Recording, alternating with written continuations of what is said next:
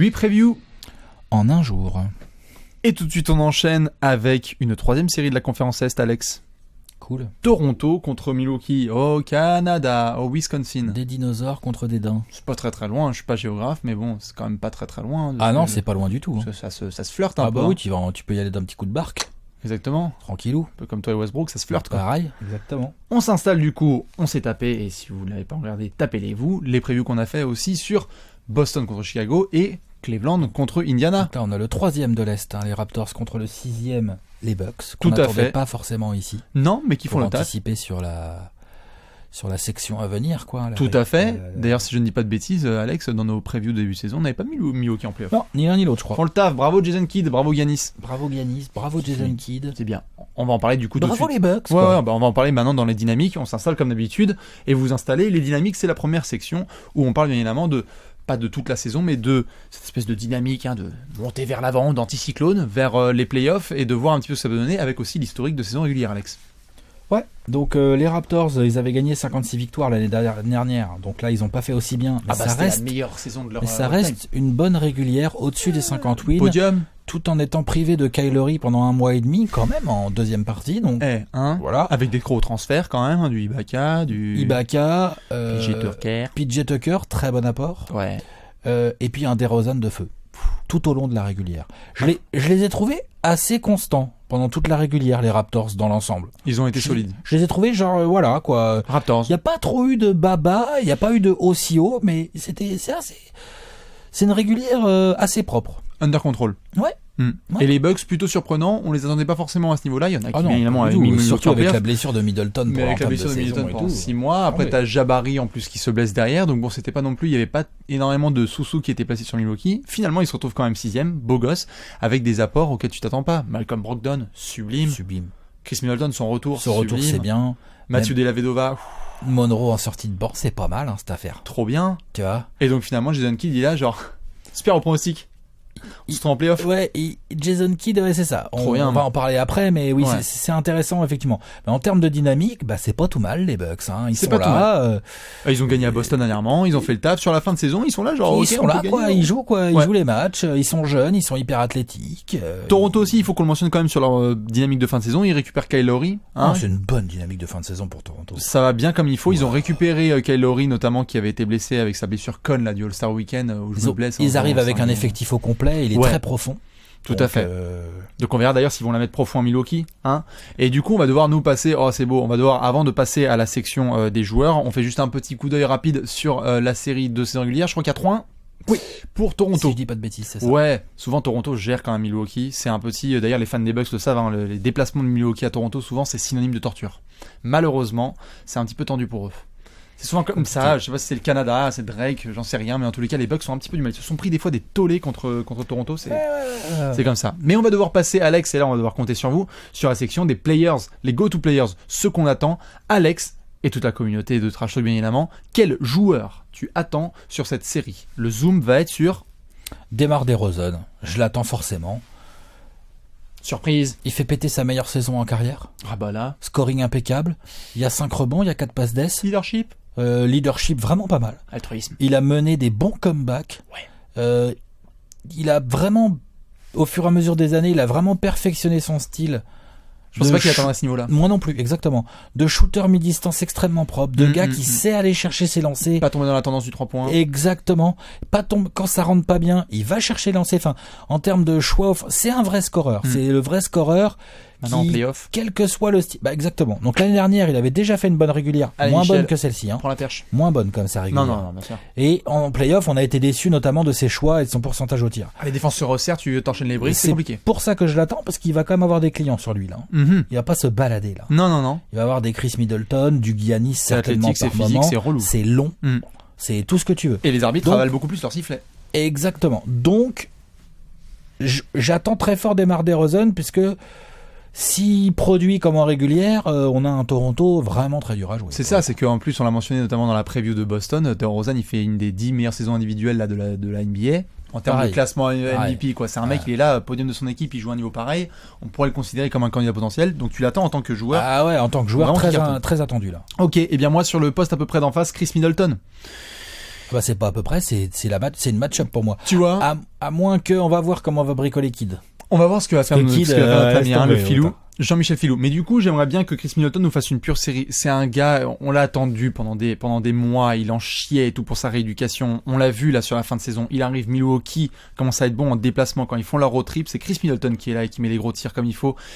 Il apporte tellement de sérénité dans ce groupe. Il a un shoot, il est serein, il ne tremble pas. Et c'est le genre de mec qui pourrait, tu vois, transpirer un petit peu sur DeMar DeRozan et derrière mettre du gros shoot. J'aimerais bien que Chris Middleton soit... Surtout, en fait, j'aimerais bien qu'il soit apprécié un peu plus à sa juste valeur. Et c'est une série où il peut C'est un très bon joueur. se faire un coup de spotlight. Un joueur propre, un joueur qui fait pas de fioritures, qui dribble pas entre ses jambes, il crosse personne, il fait pas les passes dans le dos, machin, tout ça. Par contre, il taffe. Tout à fait. Et dans tous les secteurs. Exactement. Après, Après, t'as raison. S'il y a un gros Middleton, tout de suite tout se complique pour Toronto. ça peut être vite relou. Après, bien évidemment, n'hésitez pas à balancer. Il y en a beaucoup qui attendent Kyle Lowry là de retour sur son rythme. Ibaka aussi en intégration. Greg Monroe. Tu peux même attendre Greg Monroe, voilà exactement. Ou Valanciunas. Tu peux en attendre des joueurs. Il y a beaucoup de bons joueurs dans cette série. Ouais, tout à fait. Mais Alex, on va devoir passer à la petite section des experts. Hashtag. Exactement. Hashtag analyse fine. C'est l'heure du game winner, bien évidemment. On explique rapidement, Alex, avec nos petites loupes, avec nos petites palettes d'experts, c'est technico-tactique, mécanico-mécanique. C'est de voir un peu quelles sont les grandes notions d'ensemble tactiques ou techniques ou mentales. Exactement. Qui peuvent faire basculer la série. Allez, fais péter Roger. Quel est ton élément qui te fait plaisir sur cette série ? Bah, moi, ce que je vais suivre de très très près, c'est les impros de Kid. Déjà, on a vu là. Quel coach ? Jabari Parker, blessé. Il n'a pas hésité une seconde, le Kid, c'est Giannis en 4. C'est pour ça que, juste avant, quand on parlait de DeRozan, Middleton a joué 3 beaucoup depuis son retour. Malcolm Brogdon ou Tony Snell au poste 2 et Della Vedova à la main. On va voir s'il continue avec ce 5 majeur-là, qui a des avantages et des inconvénients. Le gros avantage, c'est que Giannis... du coup, tu annihiles le côté défensif de Ibaka, quoi. Parce que Ibaka, comment il défend Giannis ? Il a jamais la mobilité et Giannis joue pas tellement au poste. Non. Donc... un peu relou pour lui. Du coup, c'est une match-up intéressante. Par contre, effectivement, ça oblige Giannis à tout le temps être loin pour défendre sur un 4 qui sait shooter, mine de rien, Ibaka à 3 points. Et ça laisse un peu son pivot un peu plus seul face à Valanciunas. Qu'est-ce qu'il va nous faire en cours de match, l'ami Jason Kidd ? Quel joueur est-ce qu'il va demander à Tony Snell et Malcolm Brogdon de défendre Ibaka ? DeRozan ? Parce que c'est évident que Della Vedova il va se taper Kyle Lowry. Ouais, du Brogdon aussi qui sera envoyé. Et Brogdon un peu aussi. Mais après, comment il fait avec le poste 2 ? Ou est-ce qu'il demande à Middleton de glisser sur DeMar DeRozan en défense et puis il laisse un Brogdon ou un Tony Snell sur DeMar Carroll et puis PJ Tucker, ça va bien. C'est les improvisations de Jason Kidd. Voilà, c'est du Kidd. Qu'est-ce qu'il va faire le Tonmaker ? Est-ce qu'il va le laisser titulaire ? Rookie titulaire en playoff ? Comment il fait pour défendre Valanciunas vu qu'il fait 50 kilos de moins à peu près ? Il fait 2 fois le poids de Tonmaker. Voilà, c'est compliqué. Ok, ouais, c'est Jason qui peut en effet improviser et apporter une dose d'imprévu face à Dwayne Casey qui n'est pas non plus la première des lumières. C'est pas ça, c'est que Dwayne Casey, c'est le mec, c'est quand même pas la première des il coach pareil qu'il y a 15 ans, je sais pas s'il coachait déjà, mais il y a longtemps qu'il coach, quoi, il coach pareil, quoi. Donc là, Jason Kidd, il a un playbook de Casey et il peut se caser dessus et il aura pas de surprise, lui, Jason Kidd, j'y crois pas une seconde. Très bien. Voilà. Et toi, c'est quoi ? Eh ben, écoute, moi, pour le coup, il y a vraiment un déséquilibre total entre une équipe qui est bourrée d'expérience et une équipe qui a quelques joueurs d'expérience, mais faut pas pousser. Toronto, ils ont des mecs qui ont été en finale de conférence. Ils ont Ibaka qui vient d'arriver, qui avec le Thunder a quand même un petit paquet d'expérience. Corey Joseph, ça a fait des finales NBA avec les Spurs. L'équipe de Toronto est suffisamment... on les attend au taquet. Mais en face, t'as Milwaukee qui est une équipe qui, certes, a du Della Vedova, du Jason Terry, etc., mais qui a cette espèce de fougue des fois en play-off où tu vois une équipe, tu te dis... Ils en ont rien à foutre, ils vont leur rentrer dans la gueule. Et si tu te retrouves dans une série un peu chiante où ça défend athlétique, tu vois, où Toronto n'arrive pas à utiliser bien son expérience, tu peux te retrouver sur un pépin. Moi, je la trouve très intéressante, cette série. Elle peut être assez intéressante, elle peut durer longtemps, mais après, c'est tellement imprévisible. Moi, c'est ça qui m'embête. Effectivement, tu soulèves un point, c'est les ambitions des... Je crois que Milwaukee ne vient pas en victime, là. Ah non. Ils viennent pour passer le tour, tu vois, dans leur tête. Ils pensent qu'ils peuvent passer le tour. Et les Raptors, on est bien d'accord que les Raptors, eux, dans leur tête, ils sont en finale de conf. Enfin, c'est là qu'ils veulent aller. C'est pour ça. Voire plus. C'est que cet aspect-là. Ils y étaient l'année dernière, donc le premier tour, il faut le gérer. Exactement. T'as raison, non, c'est clair, c'est un point important, c'est l'expérience, effectivement. Là, les Raptors, faut qu'ils montrent qu'ils sont l'équipe la plus expérimentée des deux. On les attend, ils ont fait leur meilleure saison de l'histoire l'année dernière. Bien évidemment, on les attend pas en finale NBA et taper les Spurs ou les Warriors, ou les Rockets.